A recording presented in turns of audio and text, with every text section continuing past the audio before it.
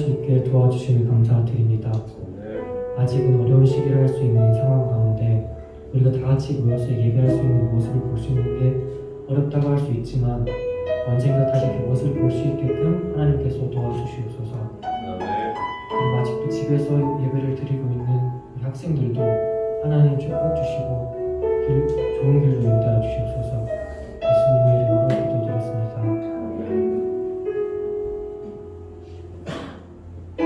우리 다 같이 일어나서 찬양하도록 하겠습니다.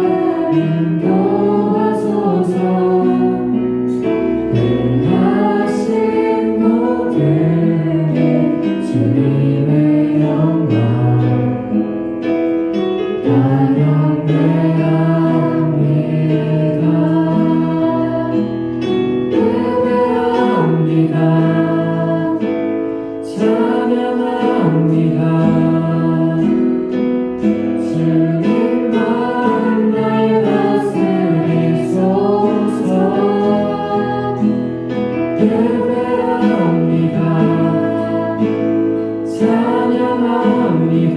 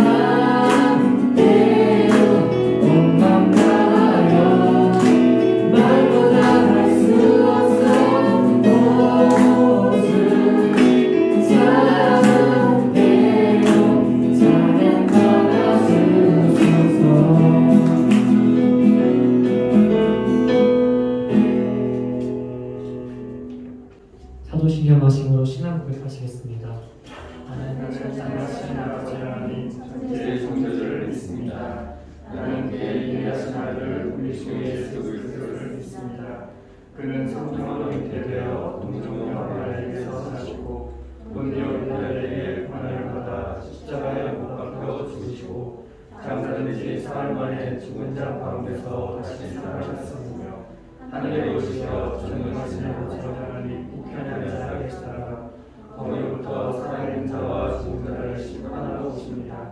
나는 성령을 믿으며 거룩한 공교회와 성도의 교제와 죄를 용서하는 것과 본의 부활과 영생을 믿습니다. 아멘.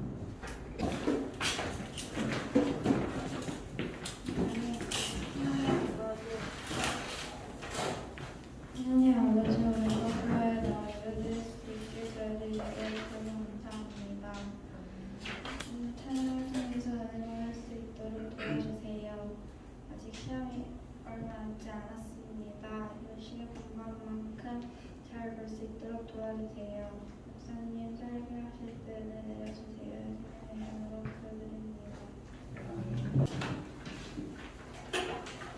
오늘 하나님께서 저희들에게 주신 말씀은 잠언 30장 1절에서 9절 말씀입니다.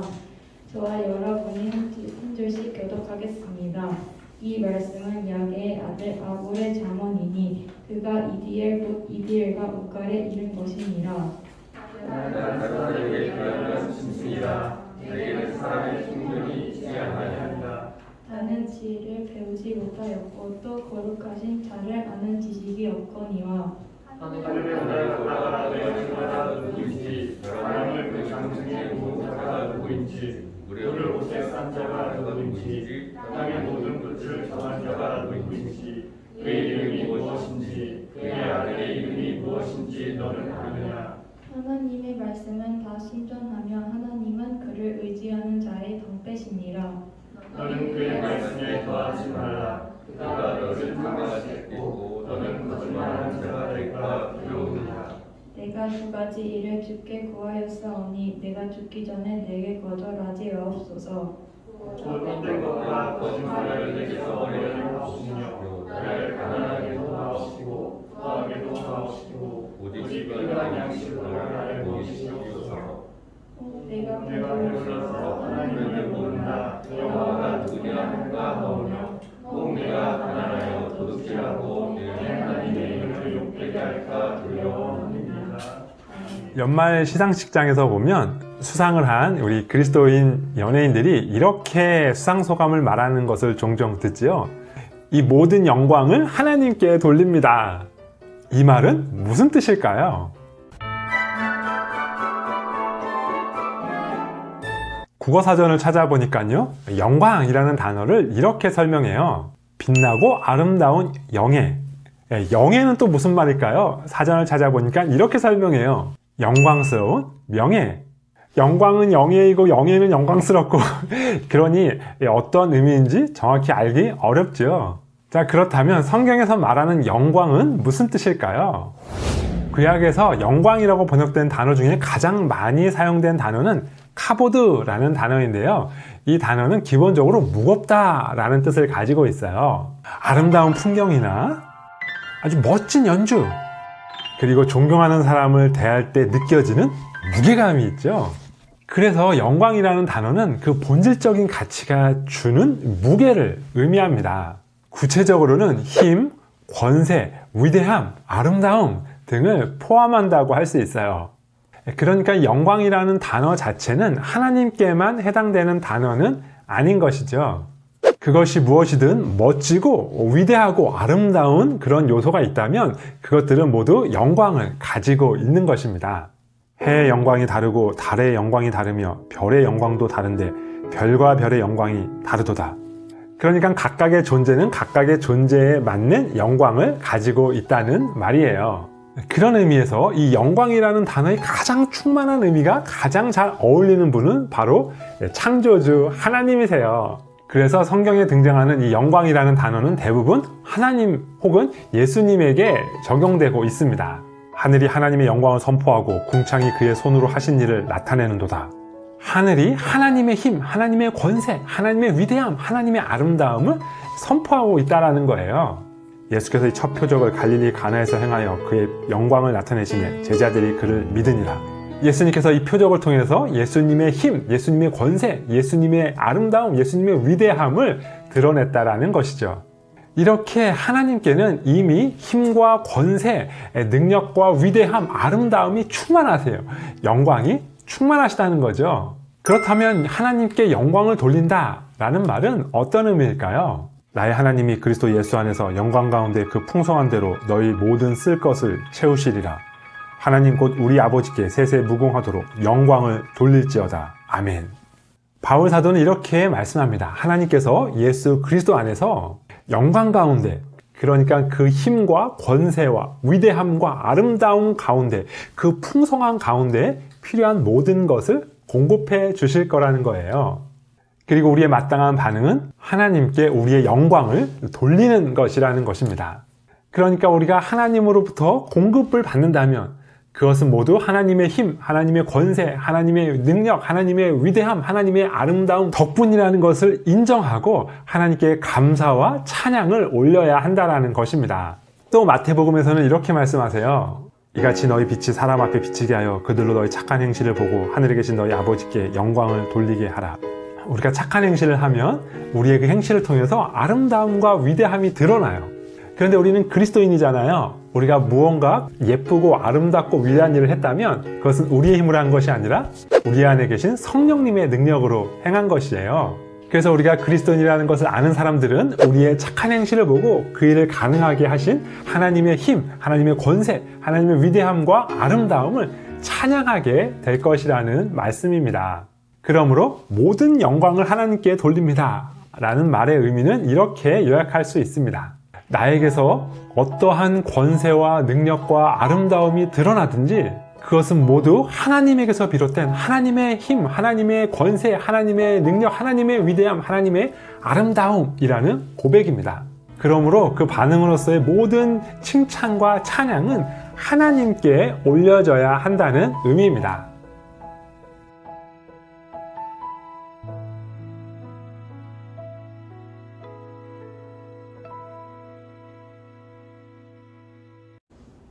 이제 우리 같이 우리 앞뒤로 서로 인사 나누고 시작할까요? 사랑합니다. 축복합니다. 인사 나누겠습니다.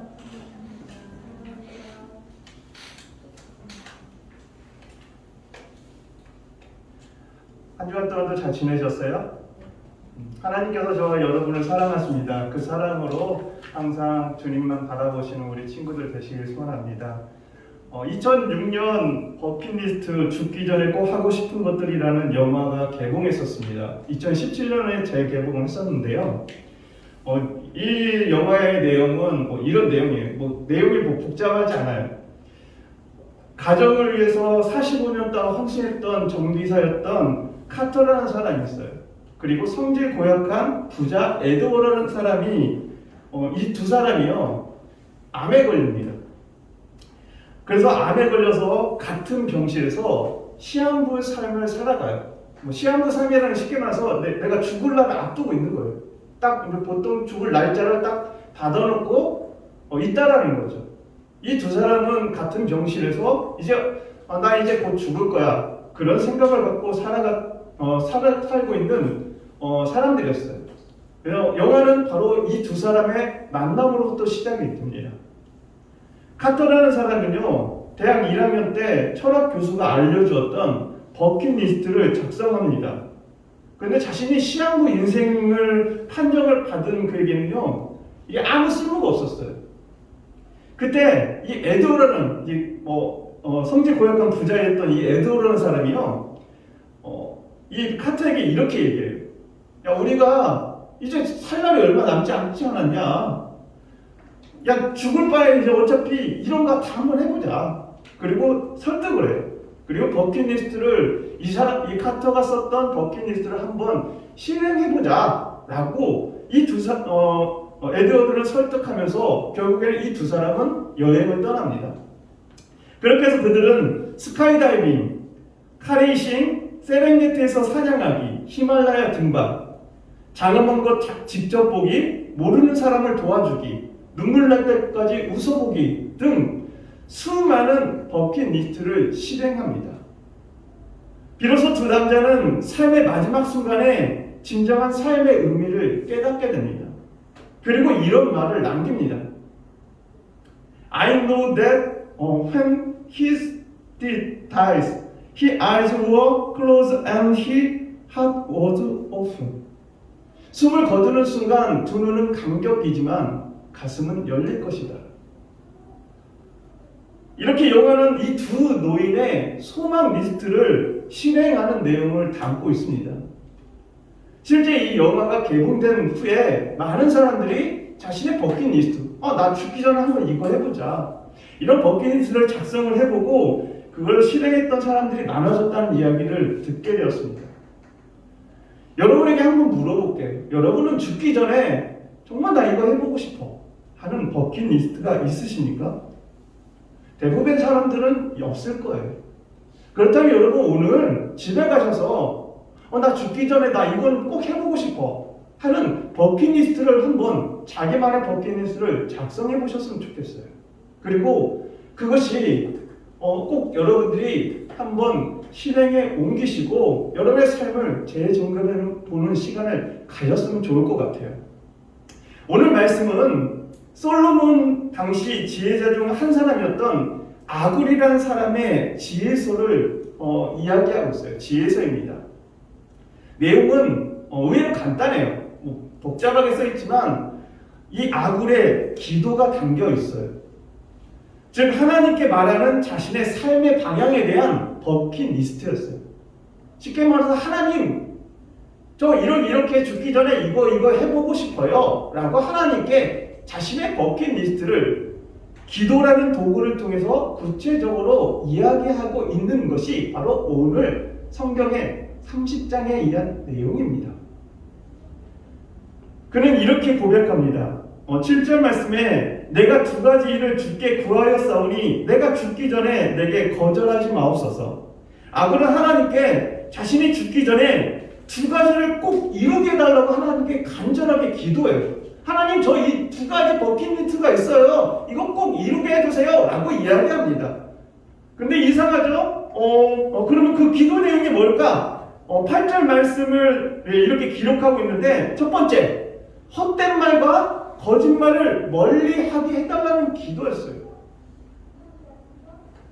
두 번째, 자신에게 가난이나 큰 부를 주지 말고 오직 사는 날 동안 필요한 양식만 달라는 기도였습니다. 그런데 이상합니다. 이 기도 내용을 잘 보면요, 뭔가가 이상해요. 뭔가가 이상하게 느껴지지 않으세요? 보통 우리는 하나님께 뭔가 소원이라는 걸 빌면, 하나님, 좀 부자 되게 해주세요, 잘 살게 해주세요, 성공하게 해주세요, 이렇게 기도하면 좋을 텐데 왜 하필 이런 소원을 빌게 되었을까? 그 이유를 아굴은요 9절 말씀에 이렇게 설명하고 있어요. 혹 내가 배불러서 하나님을 모른다, 여호와가 누구냐 할까 하오며. 아굴은요 혹 자신이 부자가 되면요 너무나 배불러서, 그냥 너무나 편해서 하나님을 나 몰라, 여호와가 누구야 라고 말할까봐 염려됐던 거예요. 또한 그는 자신이 너무나 가난하게 되면 남의 것을 훔쳐서 하나님의 이름을 욕되게 할까봐 그게 두려워했던 겁니다. 그래서 아굴은 하나님께 자신의 버킷리스트를 이렇게 기도했던 거예요. 하나님, 제가 헛된 말과 거짓말 하지 않게 항상 그것과 멀리 떨어져 있게 해주세요. 그리고 그는 자신이 가난이나 큰 부를 주지 말고 자기에게 지금 필요한 양식만 달라고 기도했던 겁니다. 그럼 아굴은 어떻게 해서 이런 생각을 갖게 되었을까? 이유가 있겠죠. 사람이 어떤 생각을 하고 말하고 행동하는 것은 분명히 다 원인이 있고 이유가 있을 겁니다. 아굴은 이 생각을 갖게 된 이유는요, 이런 이유였어요. 아굴이 살다 보니까 지난 날을 되돌아보게 된 거예요. 인생을 살다 보니까 별의별 일을 겪었겠죠. 그런데 자신의 삶의 모습을 보니까 어리석었던 일이 너무나 많았던 거예요. 때론 미련하게 행동했던 것들이 너무나 많았던 거예요. 그래서 자신이 어리석고 미련하게 살았다는 것을 후회한 거예요. 그리고 뒤늦게 그를 깨닫습니다. 그리고 자신을 향해서 뭐라고 3절과 4절에 뭐라 표현하면 짐승이다. 나는 짐승입니다. 라고 표현해요. 여러분 자기를 향해서 짐승이라고 표현한 사람이 있어요? 대부분 없어요. 근데 왜 아굴은 자신을 짐승이라고 표현했을까? 그만큼 자기가 지금까지 살면서 너무나 어리석게 살았던 거예요. 미련하게 살았던 거예요. 그 마음을 표현했던 것이 짐승이었던 거예요. 여러분 짐승이라는 표현 언제 쓰죠? 뭔가가 본능적으로 행할 때예요. 우리는 사람은요 이성이 있어요. 생각이 있다는 거죠. 생각하고 말하고 행동하는 거. 근데 짐승들이요 생각이 없어요. 그냥 나오는 대로 그 감정대로 표출해요. 아굴은요 자신을 향해서 그렇게 표현했던 거예요. 나는 정말 사람이 아니야.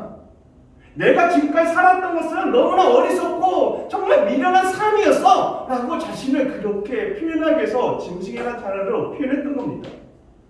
그랬던 그가 변했어요. 하나님의 말씀을 읽고 듣고 마음에 새기면서 그는 지혜를 깨닫기 시작합니다.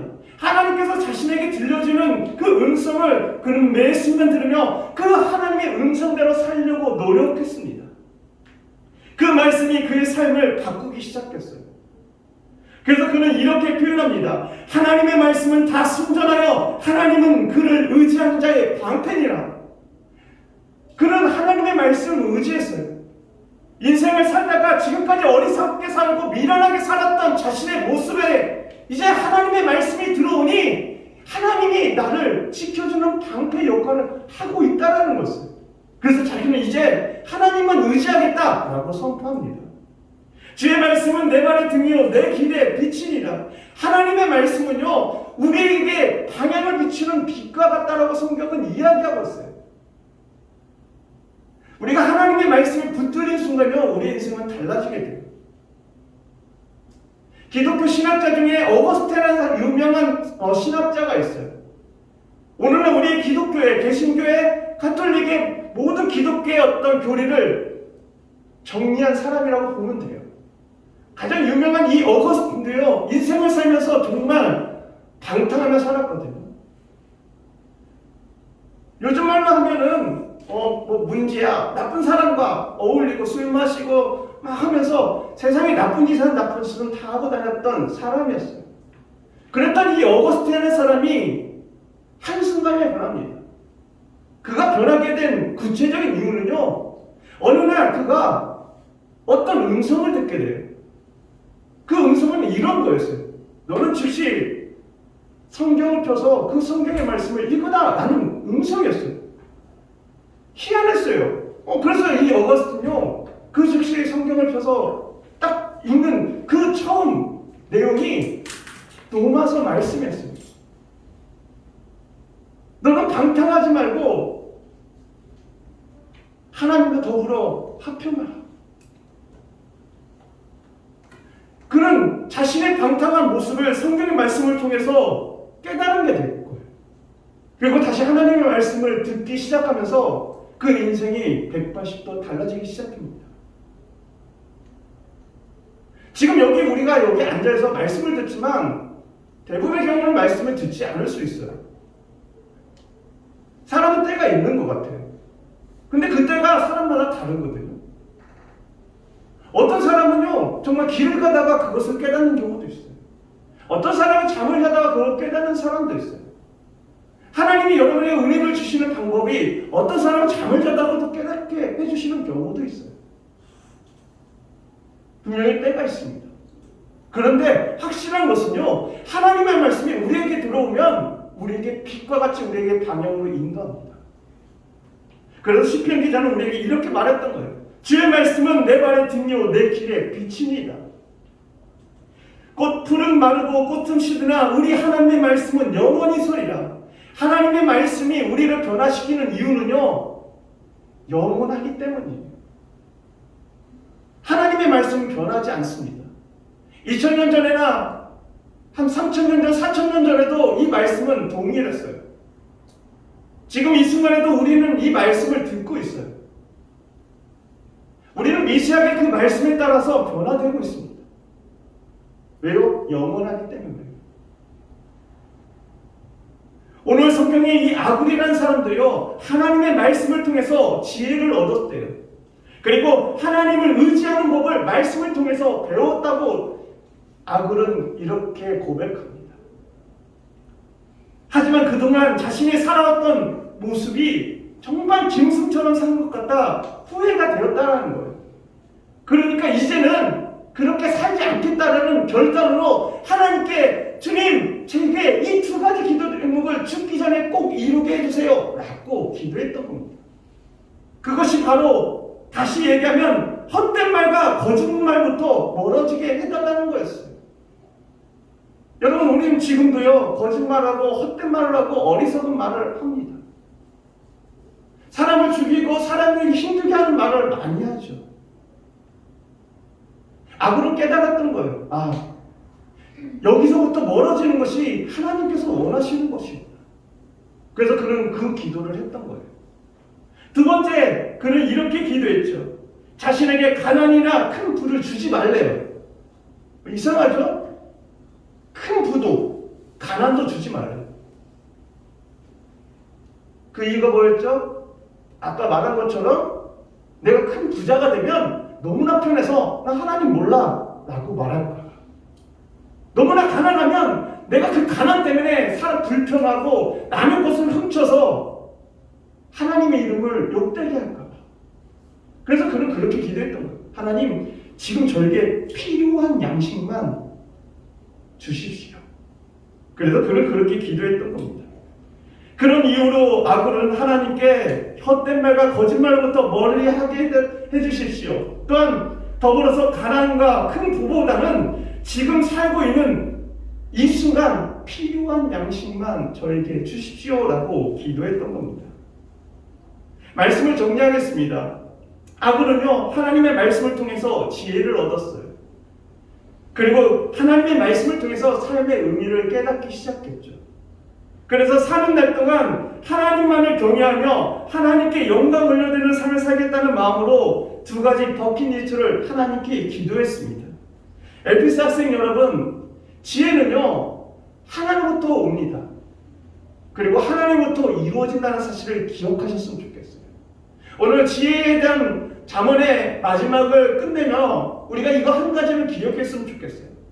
그 세상 그 어떤 것은 변화해도 변하지 않는 것은 하나님의 말씀입니다. 그 말씀은 우리에게 지혜를 줘요. 지혜는요, 내가 어떻게 살아갈 것인지, 내가 어떻게 어느 방향으로 갈 것인지를 가르쳐줘요. 그래서 지혜의 시작은 하나님이고 지혜의 마지막도 하나님이라는 사실을 기억하시고 매 순간 말씀으로 우리 친구들 모두가 회복되고 기뻐하는 우리 친구들 되시길 간절히 소원합니다. 같이 기도드리겠습니다. 하나님 감사합니다. 주님, 지혜의 시작과 끝은 바로 하나님에게로부터 나온다는 사실을 오늘 말씀을 통해서 우리가 정리하게 됩니다. 하나님, 매 순간 하나님의 말씀을 붙잡는 우리 친구들 될 수 있도록 붙잡아 주시옵소서. 모든 것 주님께 맡겨드리며 예수 그리스도의 이름으로 기도합니다. 아멘. 우리 같이 우리 주님 앞에 찬양 올려드리며 준비하신 헌금을 우리 드리겠습니다.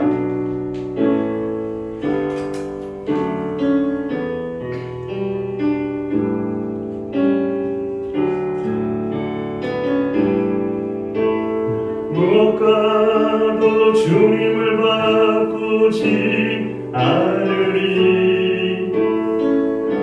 다른 어떤 은혜 구하지 않으리.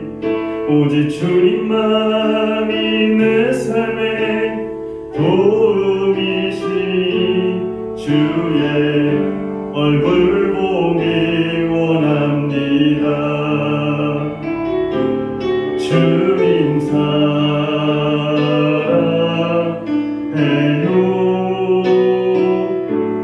온 마음과 정성 다해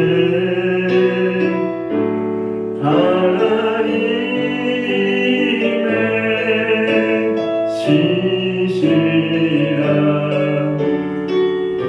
친구 되기 원합니다.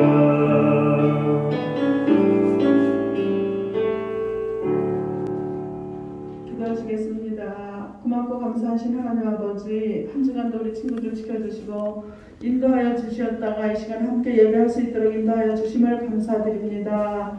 감사하신 하나님, 우리 친구들이 또 시험 기간이 다가오고 있습니다. 각자에게 주어진 그 시간들 속에 또 시험을 치러야 하는 그러한 학교 과정이 있습니다. 아버지께서 지혜와 명철 허락하여 주시어서 또 시험을 잘 볼 수 있도록 인도하여 주시옵소서. 오늘도 우리 목사님 말씀을 통하여서 세상 가운데 살아나갈 때 늘 지혜와 명철 가지고 살아갈 수 있게 인도하시고 주님이 주시는 그 마음으로 늘 평안을 허락하여 주시기를 간절히 바라고 원합니다. 오늘도 주님 작은 물질 주님께 드립니다. 이 물질이 쓰여지는 곳곳마다 주님의 영광만이 있게 하여 주시옵소서. 하나님, 우리 선생님들과 우리 목사님 날씨가 점점 더워지는데 영육의 강건함을 허락하여 주시기를 간절히 바라고 원하며 감사하신 예수님의 이름으로 기도드렸습니다. 아멘. 이 시간 우리 다 같이 일어나셔서 공동체 고백을 감백하겠습니다.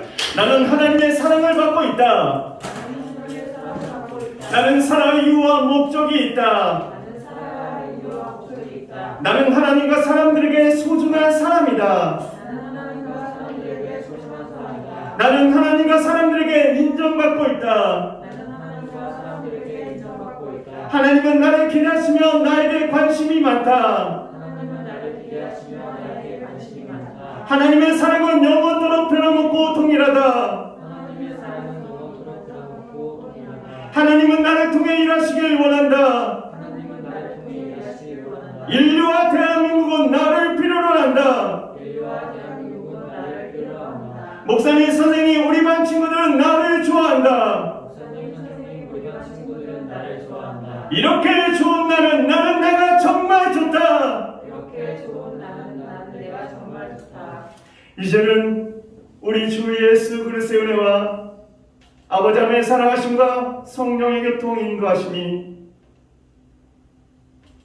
지혜의 시작과 끝인 그 하나님에게서 오는 하나님의 말씀을 붙들고 매 순간 지혜롭게 살아가길 선하는 여기 모인 하나님의 사람들 머리 위에 이제부터 주님의 은혜가 함께 하시길 간절히 축원하옵나이다. 아멘.